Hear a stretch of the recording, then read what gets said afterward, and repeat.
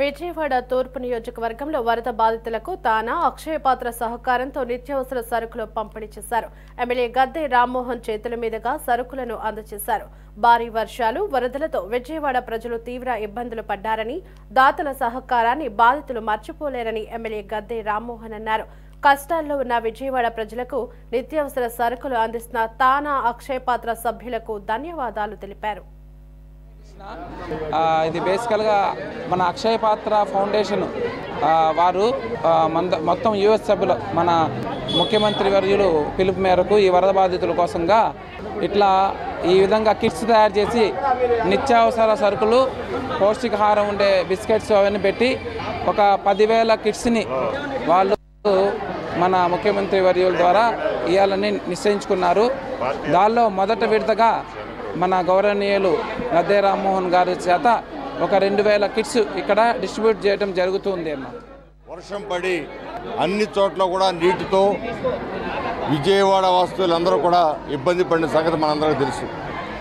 గత 200 సంవత్సరాల్లో ఇప్పుడు రాని వర్షం విజయవాడ నగరంలో కురిసింది.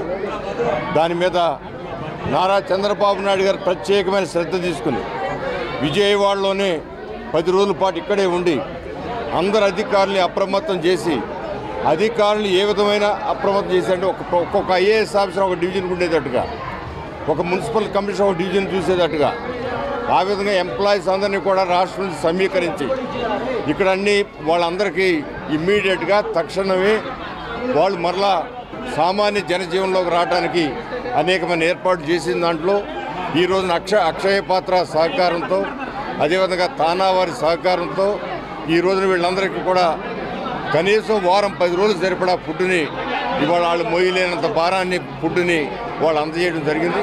అందువల్ల వారికి అక్షయపాత్ర వారికి మనస్ఫూర్తిగా వాళ్ళకి కృతజ్ఞతలు తెలియజేస్తున్నాం. అదేవిధంగా తానా వారు కూడా ఆయన అనేకమైన దాన గుణాలతో ఎక్కడ ఏ ఇబ్బంది వచ్చినా కూడా వాళ్ళు ముందుకొచ్చి వాళ్ళు డబ్బును వెచ్చించి వాళ్ళు సహాయం చేయడం జరుగుతోంది. దీంట్లో ఇవాళ విజయవాడ నగరం చేసినట్టు కూడా వాళ్ళది కూడా కొంత భాగం ఉంది.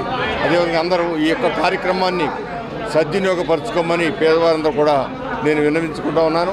ఇది చంద్రబాబు గారి యొక్క mark of work crisis management అనే దానికి అర్థం చెప్పిన వ్యక్తి చంద్రబాబు గారు. గత 5 సంవత్సరాల్లో అనేకసార్లు వరదలు వచ్చినా కూడా కనీసం ఒక బియ్యకు గింజ ఇచ్చిన సందర్భం లేదు, అదేవిధంగా ₹1 ఇచ్చిన సందర్భం లేదు. ఈ రోజున వాళ్ళ ఫుడ్కి, అదేవిధంగా వాళ్ళకి తడిసిపోయి వాళ్ళ సామాన్లు పాడైపోయిన వాళ్ళకి డబ్బులు ఇచ్చే కార్యక్రమం కూడా